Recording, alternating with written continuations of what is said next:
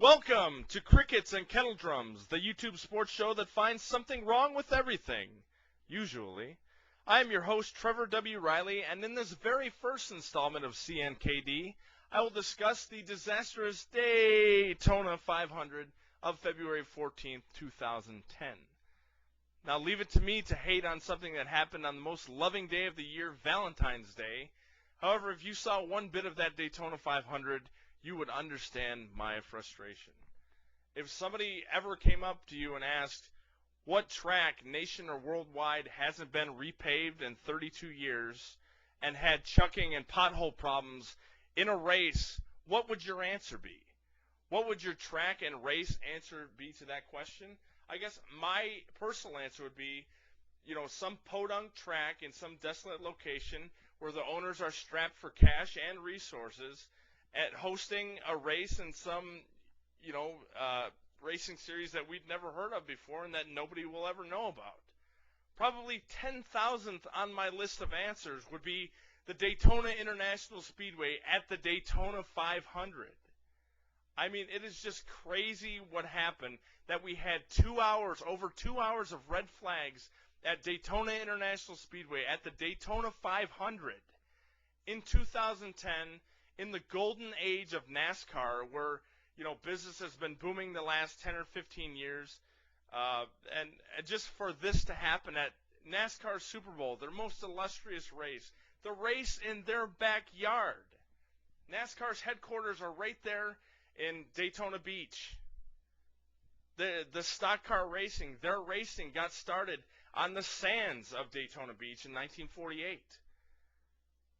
And you lay this egg at your most prestigious race of the year? Really? I mean, this is something you couldn't even dream up. Nobody could write a movie script. Nobody would make a movie about this because it's so unbelievable. And again, for the race to be stopped twice because of a chuck hole between turns 1 and 2 is just, it's out and out ridiculous.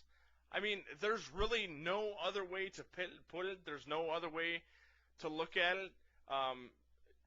During the Fox broadcast, Brian France actually came into the booth and was talking about, the gentleman trying to fix the track and what have you. And he actually said that they were on their third solution. Keep in mind, this was during the first hour and a half, hour and 40-minute red flag where they were trying to fix the track the first time. They were on their third solution to fix the track. I mean, that's not even Three Stooges standards. The Three Stooges always said, we always fix it right the second time. But trained NASCAR workers at, Daytona International Speedway can't fix the very track that they maintain supposedly over the last 30 years? I mean, I just don't get it.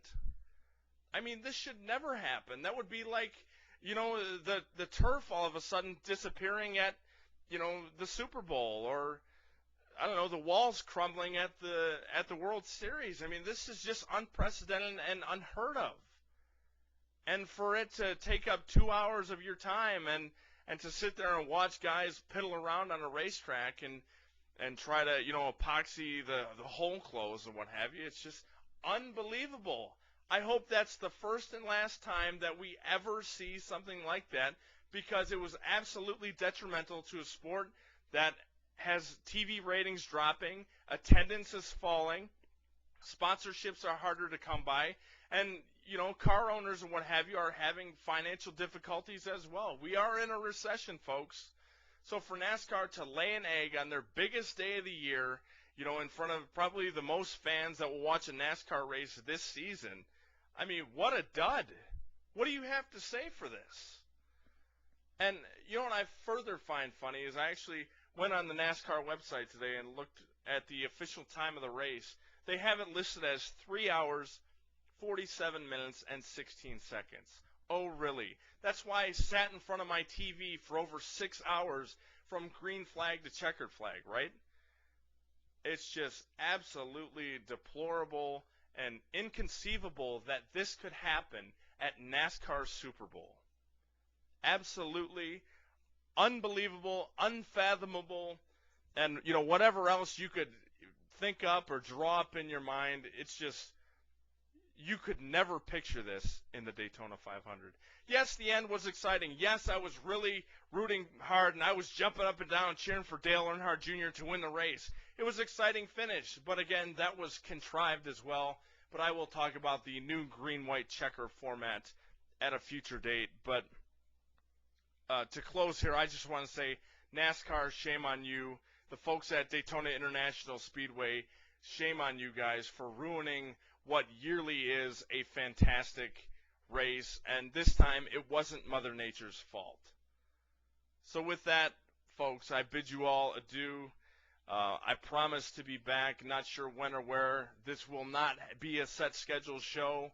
It will mostly be hating and talking about things that I don't like, so either get used to it or don't. With that, we will close the very first installment of Crickets and Kettle Drums. Again, I am your host, Trevor W. Riley.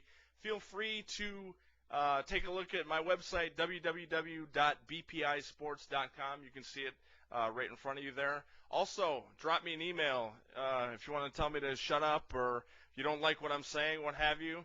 I am ready to take on all comers. Comments, questions, suggestions. My email is right there, cnkd2010@aol.com. Look forward to all the feedback. And I just want to wish everybody out there well. And I just want to say that's one down and 999,999 to go.